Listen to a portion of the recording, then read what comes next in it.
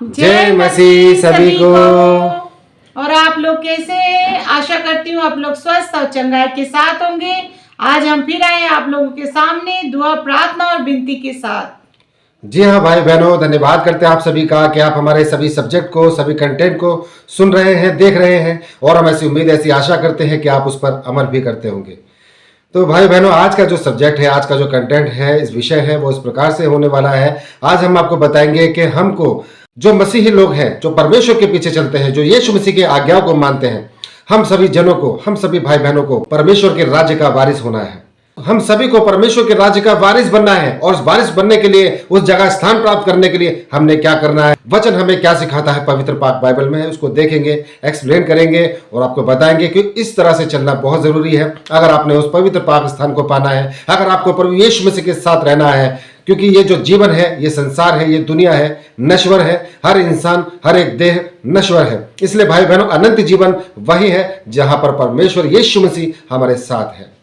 क्योंकि अगर आप मसीह के पीछे चलते हैं, आप पाक वचनों को पढ़ते हैं, उनको फॉलो करते हैं, उसी तरह से अपने जीवन को बसर करते हैं दुआ, प्रार्थना, विनती में, तो आपके बच्चे ऑटोमेटिकली आपको देखेंगे, आपसे ऑब्जर्व करेंगे। क्योंकि वो जब देखेंगे, वही माहौल आपके घर में होगा, आप उसी तरह की बातें करेंगे। आपको कभी भी कोई परेशानी, कोई दिक्कत आएगी तो आप क्या बोलते हो, आप क्या बोलेंगे बच्चों के सामने? आप यही तो बोलोगे अपने पार्टनर से, अपने साझेदार से कि वो काम नहीं हो रहा है, उसमें प्रॉब्लम आ रही है, वो ऐसा काम नहीं हो रहा है, उसमें प्रॉब्लम आ रही है, दिक्कत आ रही है। और यीशु मसीह से आज प्रार्थना करेंगे, वो ज़रूर पूरा हो जाएगा, ज़रूर 100% आज या कल में पूरा हो जाएगा। और जब बच्चे देखते हैं उस काम को होता हुआ कि हाँ, मेरे पेरेंट्स ऐसी बातें करते हैं कि हर काम के लिए दुआ करनी है, हर एक प्रॉब्लम के लिए दुआ करनी है, और वो 2-3 दिन में सॉल्व हो जाती है, तो बच्चे भी हैरान होते हैं और अपनी जिंदगी में ऑब्जर्व करते हैं आपकी बातों को, आपके चाल चलन को, आपके विचारों को ऑब्जर्व करते हैं और धीरे धीरे वो भी सीखते हैं और फिर वो भी उसी आशीष में ऑटोमेटिकली आगे बढ़ते चले जाते हैं। क्योंकि उनको पता चल जाता है जीवन की सबसे बड़ी कुंजी प्रभु यीशु मसीह है, जो सारी प्रार्थना को सुनता है और हमारे लिए कार्य करता है, हमें कभी गिरने डगमगाने नहीं देता है।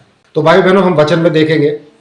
तो जी हाँ भाई बहनों, आज हम जानेंगे कि हम परमेश्वर के वारिस कैसे बनते हैं। हमारे जीवन में कौन कौन सी जो कमियां हैं उनको हमारे जीवन से हटाना है। तो वचन हमें क्या कहता है, ये आज हमको बताएंगे। पहला कुरिन्थी 6:9 में देखेंगे, क्या तुम नहीं जानते कि अन्यायी लोग परमेश्वर के राज्य के वारिस ना होंगे? धोखा ना खाओ, ना बेश्यागामी, ना मूर्ति पूजक, ना परस्त्रीगामी, ना लुच्चे, ना पुरुषगामी, ना चोर, ना लोभी, ना पियक्कड़, ना गाली देने वाले, ना अंधेर करने वाले परमेश्वर के राज्य के वारिस होंगे।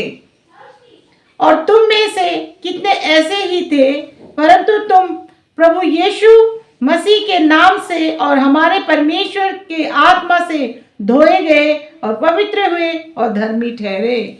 आमीन। जी हाँ भाई बहनों, तो वचन हमें बता रहा है पहला कुरिन्थियों 6:9 से 11 तक अगर आप पढ़ते हैं तो आपको परमेश्वर का वचन बताता है कि हमारा स्वभाव कैसा होना चाहिए, हमारी जिंदगी का जो जीने का तरीका है वो कैसा होना चाहिए। ये पाक वचन हमें बता रहा है, हमें सिखा रहा है। जैसे यहाँ पे कहा है, आप पढ़ेंगे 9 में, क्या तुम नहीं जानते कि अन्यायी लोग परमेश्वर के राज्य के वारिस ना होंगे? इसलिए भाई बहनों, अन्याय नहीं करना है। आपने ऐसी बातों से, ऐसी चीजों से दूर रहना है। आपने किसी का हक नहीं मारना है, किसी के साथ बेईमानी नहीं करनी है, चाहे वो छोटी हो चाहे बड़ी हो, नहीं करनी है। क्योंकि अक्सर लोग ऐसा कर जाते हैं अपना फायदा देखने के लिए, एक दूसरे को सीढ़ी बना देते हैं। तो आपने ऐसी भावनाओं से, ऐसी बातों से दूर रहना है, आपने ऐसा काम नहीं करना है। क्योंकि इस तरह के लोग परमेश्वर के राज्य के वारिस नहीं होंगे, जो दूसरों को धोखा देंगे। और आगे परमेश्वर का वचन हमें बताता है यहीं पर, धोखा ना खाओ, ना वैश्यागामी, ना मूर्ति पूजक, ना परस्त्रीगम, ना लुच्चे, ना पुरुषगामी। तो भाई बहनों, आपने धोखा नहीं खाना है। भाई बहनों, जब हम नहीं जानते किसी भी बात के बारे में कि क्या सही है, क्या गलत है, और अपनी सोच से, अपनी समझ से उस काम को करने लग जाते हैं कि हाँ ये सही हो सकता है, हाँ इस तरह से चलते हैं, ये शायद ठीक हो जाए। नहीं भाई बहनों, इस तरह से नहीं करना। फिर क्या होता है, ऐसे हम धोखा ही खाते हैं, हम धोखा खा जाते हैं, हम भटक जाते हैं और गलती कर बैठते हैं।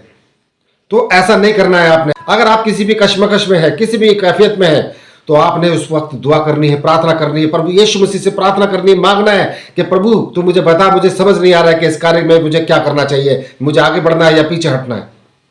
चाहे वो किसी भी तरह का कार्य हो, आपने दुआ और प्रार्थना के बाद उस कार्य को करना है कि प्रभु यीशु तेरी इच्छा पूरी हो। आपको हिंट मिलेगा, आपको विजन मिलेगा।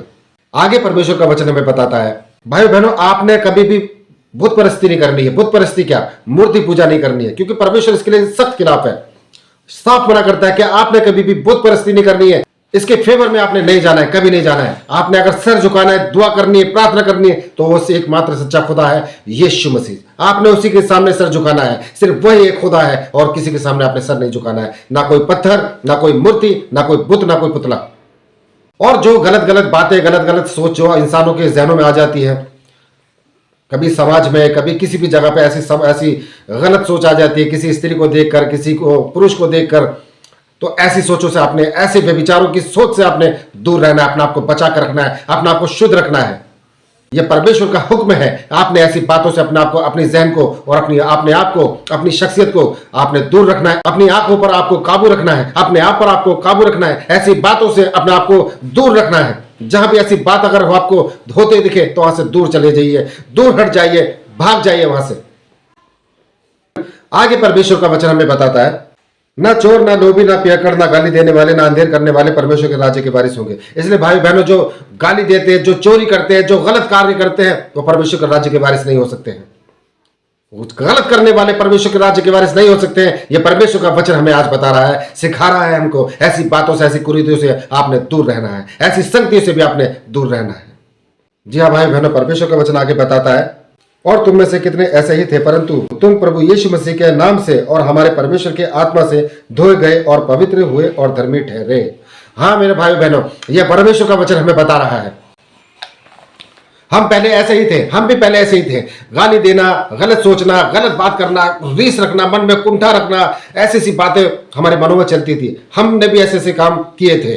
किसी से झगड़ा करना, किसी को गंदी गाली बकना, या किसी के लिए मन में द्वेष रखना, गुस्सा रखना, इस तरह की बातें हमारे अंदर भी थी, जैसे बाइबल में लिखा है। लेकिन परमेश्वर के पाक लहू से हम धोए गए। जब हमने बपतिस्मा लिया, जब हम चर्च गए, हमने बाइबल को पढ़ना सीखा, दुआ करना सीखा, और उसके बाद में जब हमें बपतिस्मा दिया गया, उस जल से नहलाया गया जहां पे डुबकी लगाई जाती है प्रभु यीशु मसीह के नाम की, तब स्वीकार किया हमने कि हाँ, मैं मानता हूं, मैं स्वीकार करता हूं, एकमात्र सच्चा खुदा यीशु मसीह है। मैं अंगीकार करता हूं। ऐसे जब हमने अंगीकार किया, हमने बोला और अपने जुबान से और अपने मन से एक्सेप्ट किया कि हाँ, मेरा खुदा यीशु मसीह हमारे गुनाहों को माफ कर सकता है, और उसने हमारे गुनाह आज माफ कर दिए हैं। जो भी गलतियां हमसे हुई, उनके लिए हमारा खुदा हमें आज माफ कर रहा है। उसने अपने लहू से धोकर हमें माफ किया। ऐसी भावना हम अपने अंदर लेकर आए, ऐसा विचार हमने अपने अंदर रखा कि हाँ, इस वक्त मेरा खुदा यीशु मसीह मुझे माफ कर रहा है, अपने लहू से धोकर मुझे साफ कर रहा है, ताकि परमेश्वर के राज्य का वारिस बन पाऊं।